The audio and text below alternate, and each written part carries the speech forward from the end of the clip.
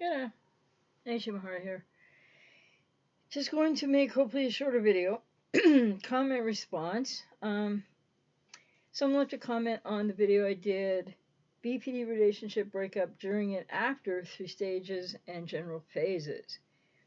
And so Ryan left a comment that says, I'm in the quote getting away phase. So I guess there's four, pretty much. Kind of one in there after the first one. So let's call it 1A, and then 2, 3, right? But so Ryan says, I'm in the quote getting away unquote phase. I've been in this phase for 2.5 years. I have been with my wife for 27 years with kids. So it will be harder, excuse me, and longer for complete separation. Yes, it's always very different when there are children involved. Much more complicated. And then Ryan continues, I had to separate because my wife with her BPD was so unhealthy that I made a wrong decision to start drinking alcohol to cope. I stopped drinking alcohol for almost a year now. Um, well, way to go. It's great for you. And you said, I'm taking better care of myself, getting rest, eating healthier, more nourishing foods. That's great. And I started therapy about 3 months ago, and my wife, um, me and yeah, me and my wife are in the middle of a divorce. So in a nutshell, I'm in the self-care stage. Well, yeah, and that's sort of that getting away and moving into just prior to getting into the active recovery, right? But you've done really well to stop the drinking and find other ways to cope and be taking good care of yourself. That's fantastic. And you said that so in a nutshell, you're in the self-care stage and but not yet in the recovery. And then Ryan said, I don't feel like dating anytime soon. That's a healthy thing. Should be really 18 months to 2 years. Seriously. Um, and Jake, never mind, the cat doesn't want your bone. Sorry, where was I? Jake. So, yeah, Ryan said, I don't feel like dating anytime soon, although women seem to be the barracudas ready to swoop in on me. This is why I wanted to do a video response to your comment, actually. And you said the funny thing is when I am after the women, they are nowhere to be found. I'm holding on to just a sliver of hope that my wife will get help. Yeah, so understandable that you're holding on to that sliver of hope, which probably really is codependent denial, but you know, you were with your wife married for 27 years and you have children, so it's going to be more complicated in many ways for you, but and for people like yourself. But I think what's really important about what you said there at the end is that you're in the self-care stage, as you said, and you're about to get into recovery next, right? And so when you go through your healing recovery process from codependency and from the relationship, the marriage, sorry, then you will no longer be holding out that hope, because the holding out of that little, how'd you put that, sliver of hope that your wife will get help is probably something that's attached to more coming from something in your family of origin when you were in your childhood. So, and also the sliver of hope that she will get help is one thing, but you probably could never try this again, right? But maybe you're hoping she'll get help for your kids' sake. But the other thing I really wanted to respond to, so I think it's great what you said here, Ryan. It's like you really know where you are. You've made some really strong decisions so far that are difficult and takes a lot of courage, and including stopping the drinking before that maybe got a little beyond your control there, and taking good care of yourself. That's excellent, and really really happy for you on those achievements and accomplishments and taking care of yourself. And also that you're in the process of getting a divorce because you realize that you need to. So, and you're in therapy, which is also excellent. So, the one thing I wanted to respond here to you about specifically was you said, I don't feel like dating anytime soon, although women seem to be like barracudas ready to swoop in on me. Because that's a key thing right there. Why? Because how many of those women that seem like that are barracudas ready to swoop in on you, do you think are probably are likely borderline or a narcissist? Because there's likely something about you, and I don't just mean this to the commenter, but there's something about a lot of people when they're in these major life transitions, and especially when it was like in Ryan's case, this commenter, a 27-year marriage. So now, he's had a really rough patch, with how he was dealing with things and not coping. Now he's coping better. Now he's taking better care of himself and everything. And so the women that are like barracudas everywhere now wanting to swoop in on you, there's a high percentage chance that they are more cluster B than not, and that the reason they want to swoop in on you is because in one way or another they can sense your vulnerability. They can maybe sense what you've been through, or there might be just something. I'm not saying you're walking around like looking like anything in particular, or like you're super looking wounded, or but there's a vibe that goes with that. And especially a narcissist will be targeting that all day long. And a person with BPD just might. So the thing is, and I understand what you're saying too. It's sort of like, so when you will be, or maybe in the past, when you were ready to date, I mean, when you were dating when you were younger, um, women, were around when you were looking, and then now you're not looking, and there's all these barracudas wanting to swoop in, but there's a high percentage chance that a lot of them are cluster B. And if they're narcissists, they're picking up on, where you're at emotionally. And so and maybe some people with BP in a different way. So that's why it's so important, not just that, but it's really important that people just heading into the recovery stage after, the BPD relationship, surviving the breakup, kind of already what you've had difficulty coping with, now you're taking better care, etc. Well, when you need 18 months really minimum to 2 years, and that might sound like whoa, like that's what a lot of clients say to me, but yet it's a really good window for people to do this healing work from the relationship, and in your case, a long-term marriage, and you have children, and but the healing work from codependency and or whatever in your family of origin, um, that you ended up with a wife with BPD, which of course I'm sure you didn't know for however long you didn't know. And so it's really important to realize though that now is your time as you start to enter recovery, and this is true for so many people, not just a commenter. Now is your time to build that relationship, healthy relationship, to and with yourself.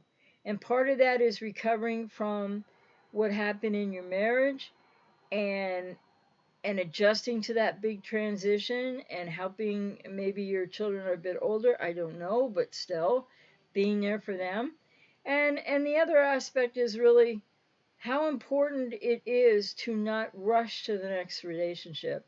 That's when so many people are going to meet another borderline or a narcissist. And I did a live stream earlier, and in there somewhere, I was reading out a comment from someone who was extremely, had a lot to say in an extreme way, but had an extreme experience.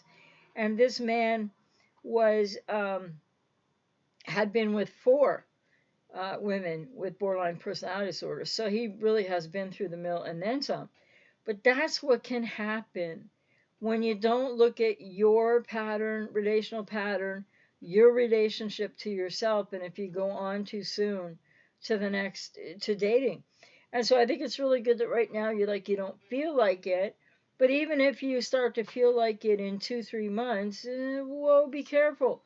And getting into, it's likely you have codependency, I don't know.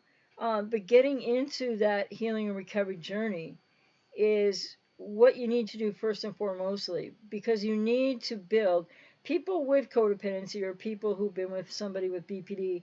and the longer term, the more you lose yourself in various different ways for each, for it's not the same for everybody. You need to get a healthy relationship, healthy functional relationship with and to yourself. And if you're somebody that doesn't have severe codependency, then how much have you lost yourself in 27 years of your marriage to a borderline, and how much work do you have there to do, just to be able to relate to yourself, and in the codependency recovery, depending, if you have a wounded inner child and what happened in your family of origin, then this is really key, because getting in touch with that and healing that is also part of healing from the marriage, in your case, relationship in many people's cases, whether married or not. And it also is what's going to change your relational pattern, help you to implement different boundaries, identify them, implement them. And the key thing is really that building of a healthier relationship, doing the inside job of anything that might have been sought externally in terms of codependency, or all the rescuing, fixing, enabling that might have occurred in your marriage, with you trying to help your wife, or just might have been some eggshell stuff. Who knows what happened there? I don't, but you do. So the key thing is to know that you need to develop a healthy relationship to and with yourself, and that will be really empowering. And to take 18 months or so out of your life to do that, to really be able to be a really healthy, independent person in your own right, who doesn't need to be in a relationship, and you'll feel better and better about getting to know you more and building up your self-esteem and your self-worth internally, right? From the inside out, not from any external place. As a couple men mentioned in the live stream that I did earlier tonight, wherein they were talking about, one person said pretty clearly, one man said that, like, but right now they're kind of in limbo, because after the BPD relationship breakup, because they don't have any external source of love, and I can't remember the other word they used because it wasn't validation, but love and something else. And it's like, of course we don't just love ourselves. Like, it's good to love yourself and be self-accepting, of course, and be empowered, and not care what other people think, and not be harshly judging yourself. Some people need some, taming and healing of the inner critic as well. But you're going to then go on to be much healthier, much more, um, I mean, I don't know where you're at with it now, but much more confident, much more okay on your own. And then when you're ready to date, and like I say, 18 months is a really good measure at minimum. But then after you go through this healing recovery journey and you're ready to date, you're gonna be really, pickier. You're gonna have picky is good. You're gonna have better boundaries.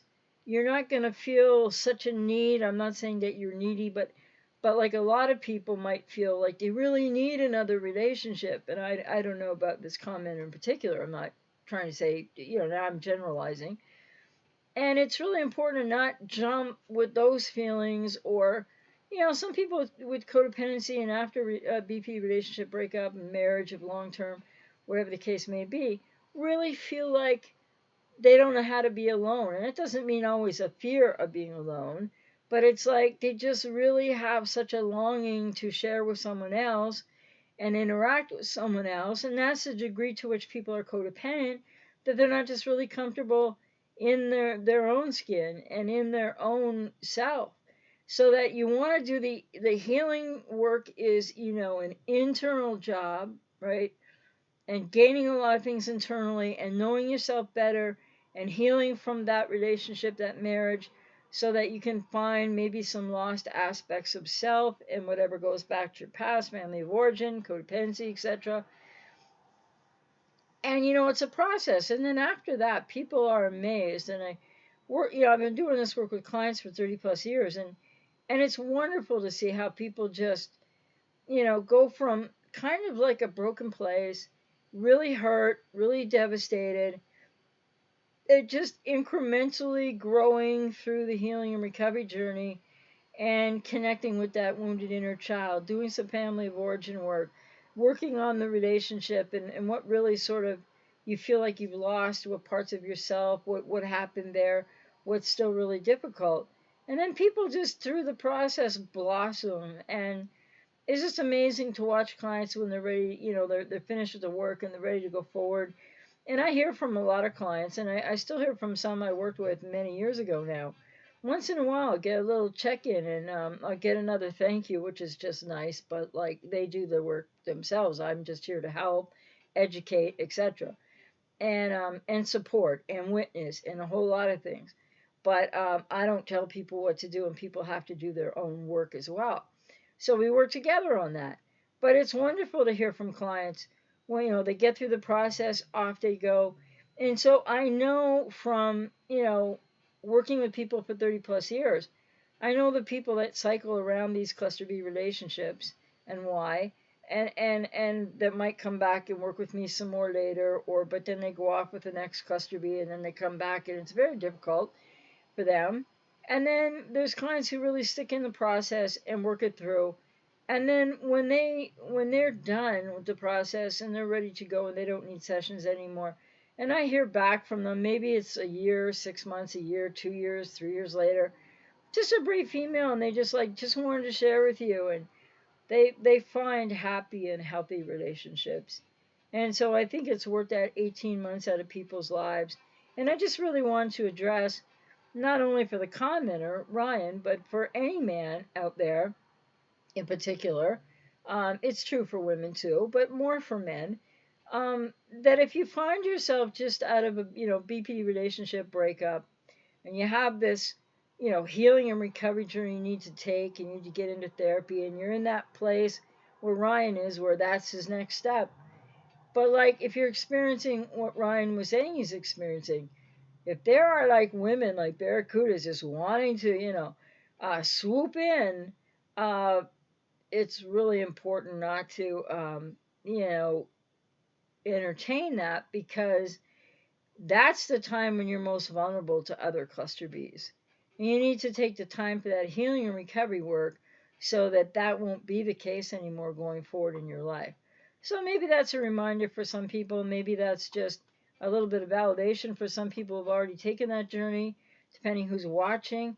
Maybe it's just a good thing for people to think about, and men in particular, if you're just in that stage where you've just started therapy or you're just about to, and you're in that sort of 1A stage of after the BP relationship breakup.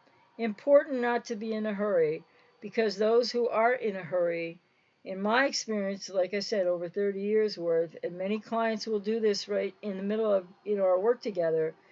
They just jump into the next relationship. We keep working on things. I don't judge. People make their own choices. And then what happens is invariably it falls apart, and even more quickly than the previous relationship, because they start to see it, and we're working in therapy, and then in the next session or a few sessions later they'll be like, well, and usually I can tell too, by the way, because sometimes people will delay sessions, or if they're having regular sessions, oh, they might have to put it off for a little bit. I have other clients that were doing the work maybe really intensively, and then all of a sudden they're not booking sessions for a while. And sometimes people just, it means either they don't like the process or it's not working for them. It could mean that. But what happens a lot is, and what I figure a lot, and then I come to find out, is that a lot of, and it's more men do this than women. And I have a much higher client load of men than women, anyways, always have had. So, but many men, if they sort of back away from the sessions for a period of time, I notice and I wait, and and that's fine, and I see if they come back or not. But I've had a lot of clients that happens, and then it might be a month, it might be less, it might be 2 months, it could be 3 months. Sometimes it's they've been hoovered and or they reverse hoovered, and we've talked about it, and they want to try again because of all the right things that the borderline's saying that they don't know how to live up to, that they really don't mean, that they only have fleeting awareness of it intellectually. Anyways, invariably, I get emails and I hear back from these people, whether it's a retry again with the ex or they've jumped into the next relationship. 9 times out of 10, the next relationship is a cluster B woman. And then all of a sudden I'm getting an email and they're like, "Oh, you're gonna be mad at me," or which nobody has to worry about it. It's not like that. I don't judge. But they're like, "Well, I don't know how to tell you this, but," and then of course they come back and we work harder, and they've learned a lesson. So that happens too, and some people will have to do it that harder way. And but yeah, 18 months is a good measure when you get into recovery, and it depends on the length of the relationship or marriage as well. And so anyway, I just hope there's something in there that helps someone, or at least gives you some food for thought. But especially to men, yeah, if you think there's like a lot of barracuda women are wanting to really um, chances are, more than not, they're likely cluster B. And you're not ready, and you need to take care of yourself, and you need to take your healing and recovery journey to really be a healthy, whole person in your own right going forward, so that you can date with the confidence of knowing that you're not going to bypass any red flags next time around. And you're going to be in a place where you're going to be like wanting maybe to date for sure. You're going to enjoy that. You're going to be wanting to maybe find someone new to be with, but you're not going to be in a hurry, and you're not going to compromise yourself when you start to see too many red flags, no matter how hot she is, no matter how wonderful, no matter how much you want her to be the one, the next one. You're going to be like, you just, because you'll be being truer to yourself, and you'll have stronger, more identified, implemented boundaries. And after the healing and recovery process from codependency and the BP relationship breakup, then it's like night and day difference in how you will approach women, and how you will back away really quickly, no matter if there are 12 on a scale of 1 to 10. When they start doing some of the things that borderlines notoriously do, negativity, if depending what happens in the world, if you're in a restaurant, if they're treating the wait staff really badly, if they're rude to people, if they're negative about a lot, if they complain about a lot, they might tell you their whole life story in like 2 hours or 2 days. And it all goes like, and my ex, and they have lots of exes, and everything was the ex's fault. And you recognize those things. So take it one step at a time out there. Be patient with yourself, and look forward to self partnering. Look forward to getting to know yourself, love yourself, build up your self esteem and self worth, and find yourself again. That's the first relationship to attend to now, going into that second phase of becoming a survivor of the BP relationship breakup. No need to rush. Take your time, it'll pay off. Take care.